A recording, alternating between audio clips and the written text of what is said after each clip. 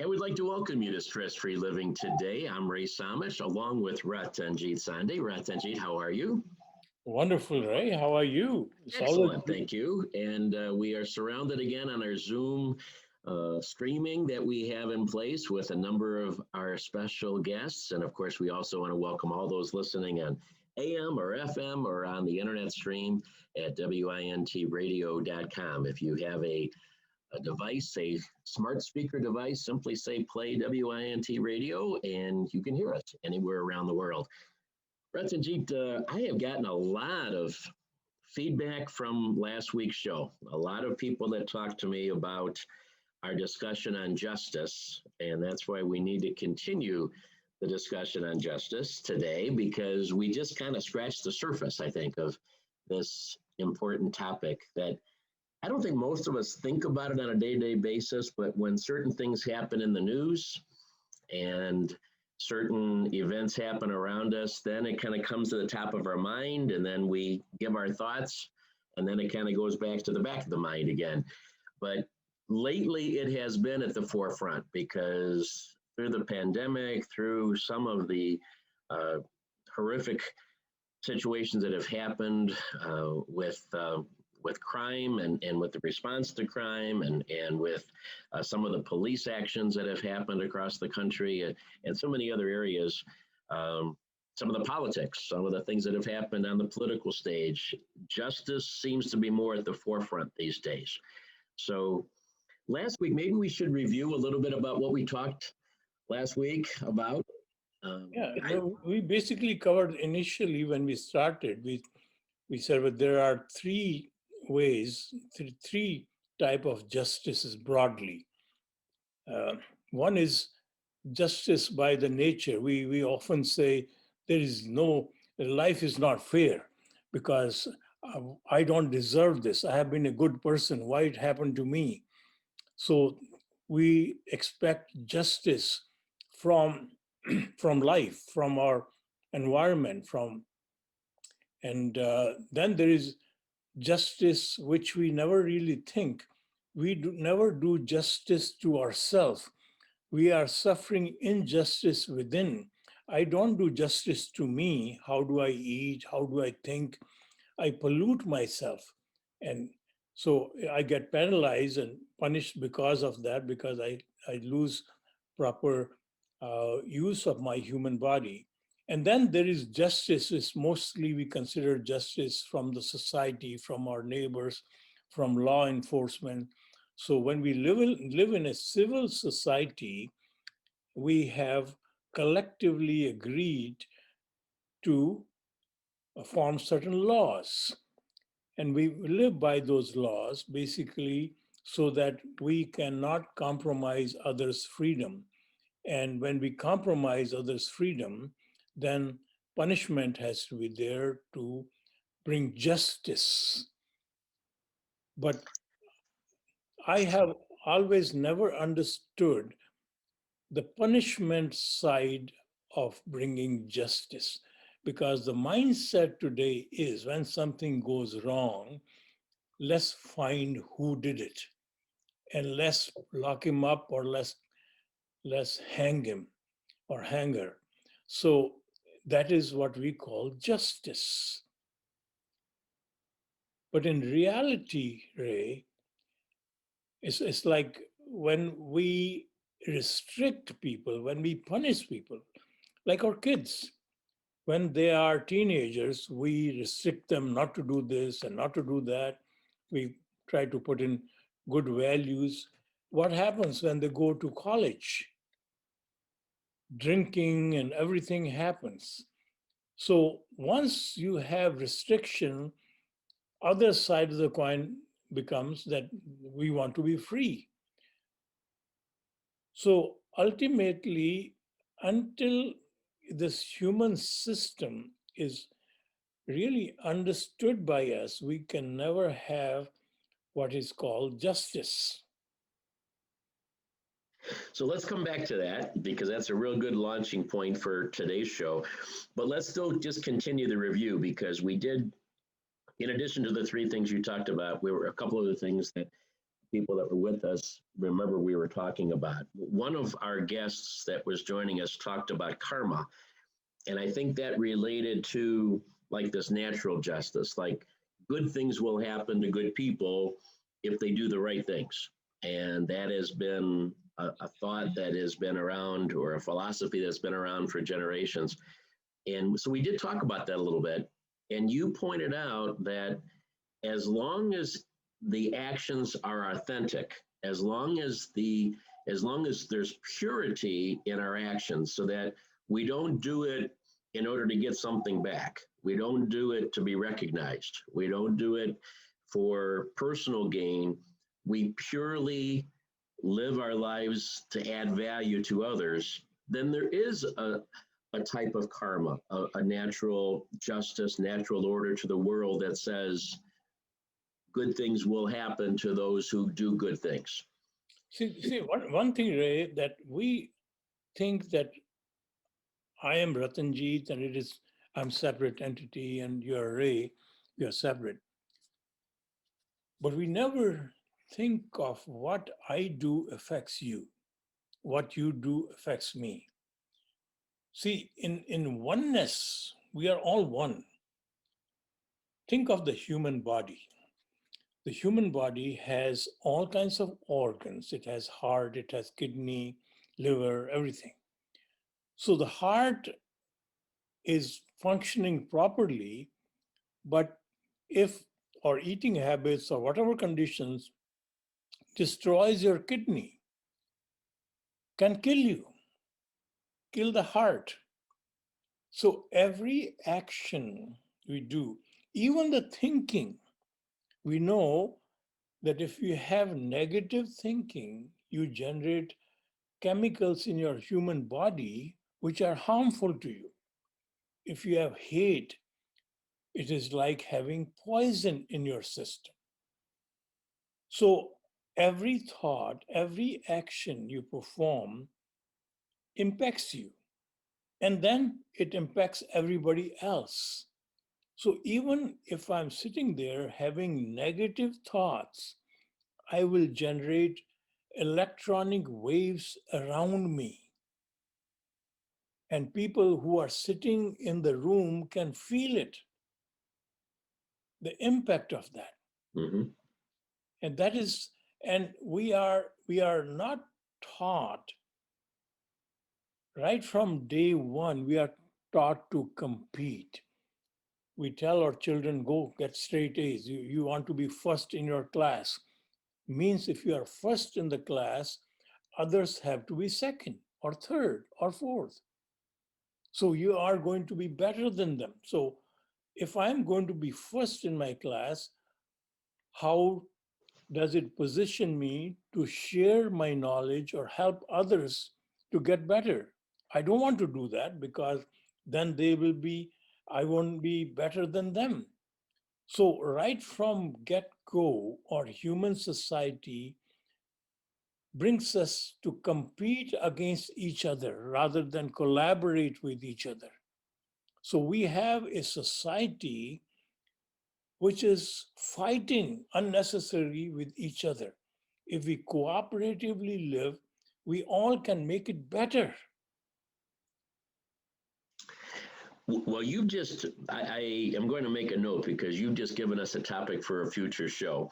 Because I would slightly disagree with you, with all respect, because I think a lot of the world is trying to go to that participation trophy mentality. And I personally don't think that is as good as trying to always be your best and do the very best, as opposed to saying anybody who plays the game is allowed to get a trophy. So let's put that aside for another show, because I think that's a really good topic of how to merge all those thoughts together. Because I know there's a difference in your mind for collaboration of excellence versus just participating and being rewarded for that.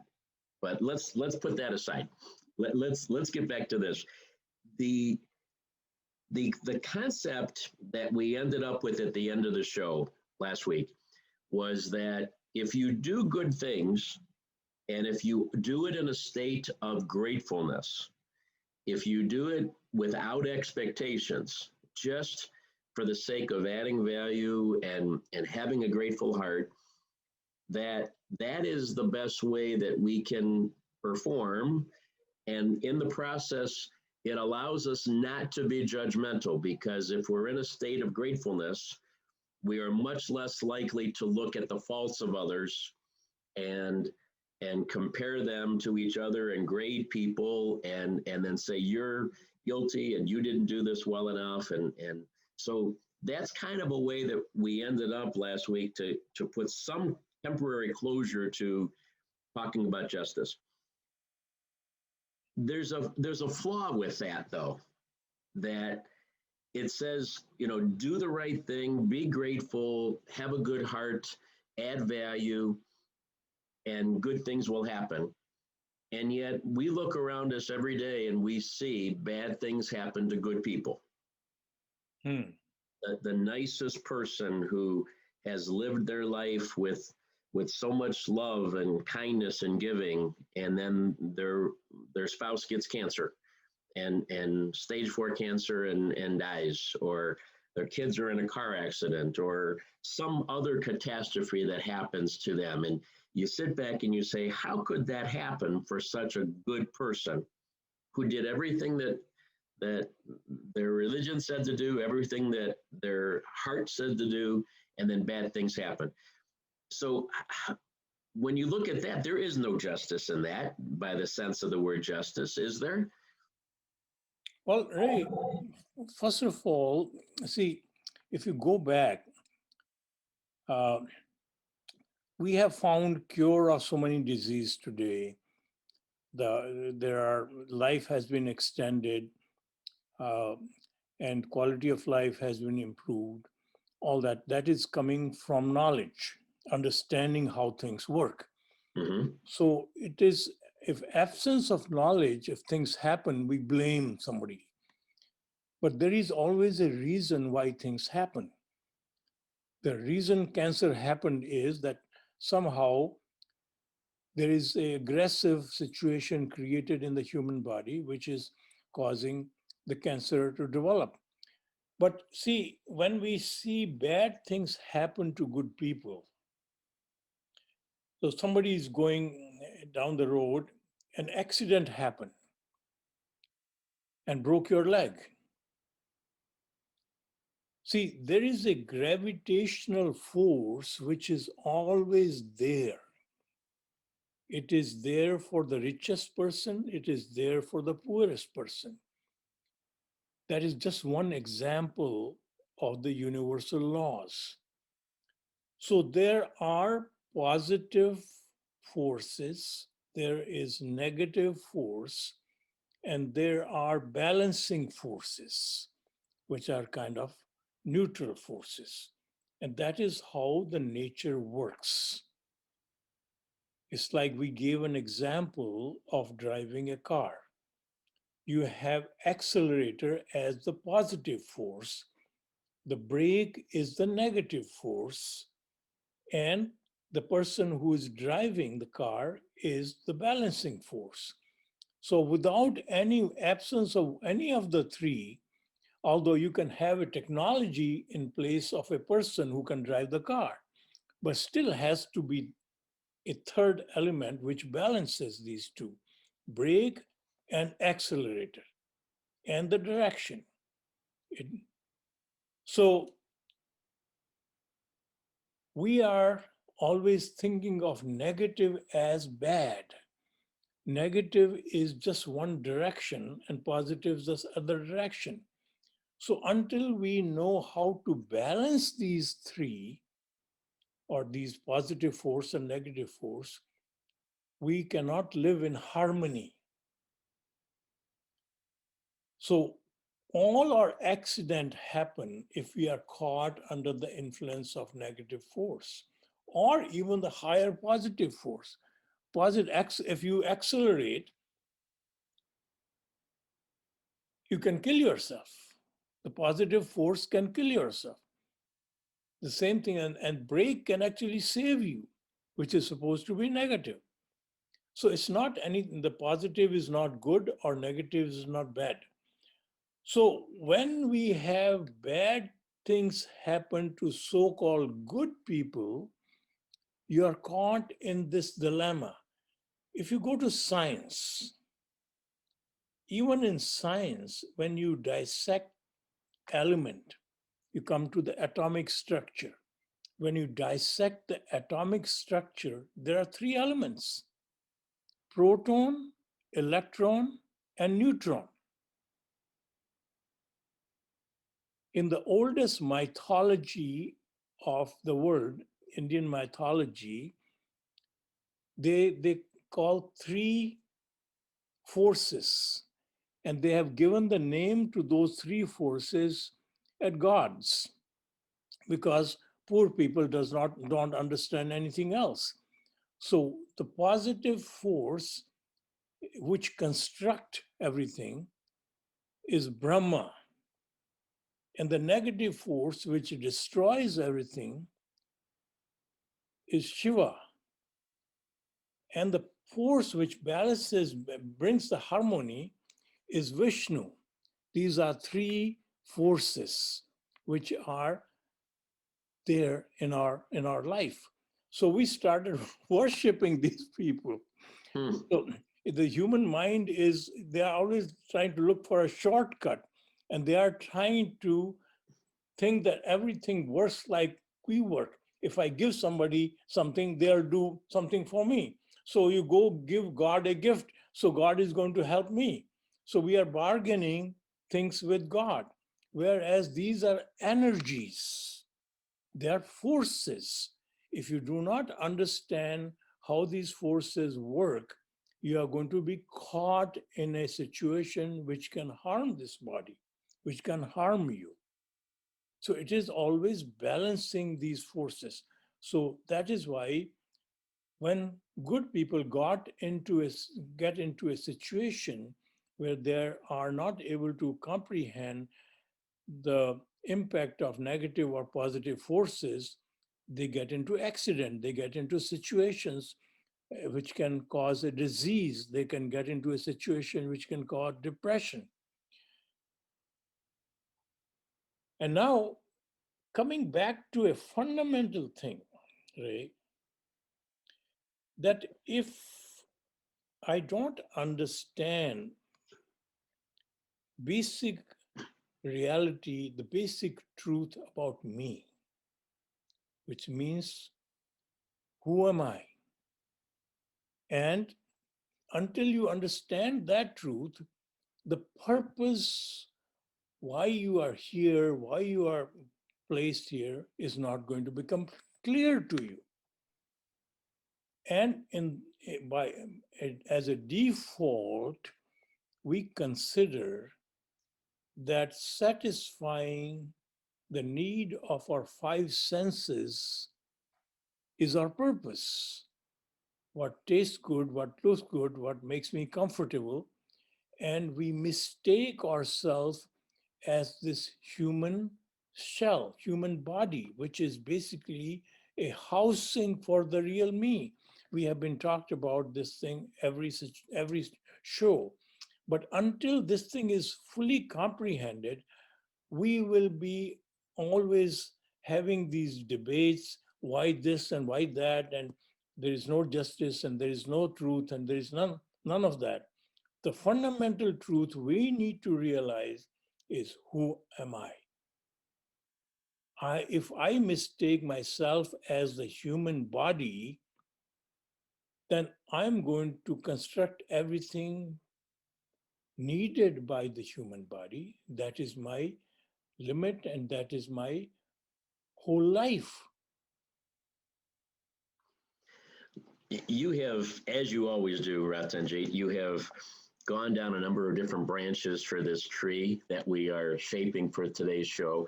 There's so many different ways that we can go to kind of clarify, hopefully, some of the different thought processes that you just threw out there for us to consider.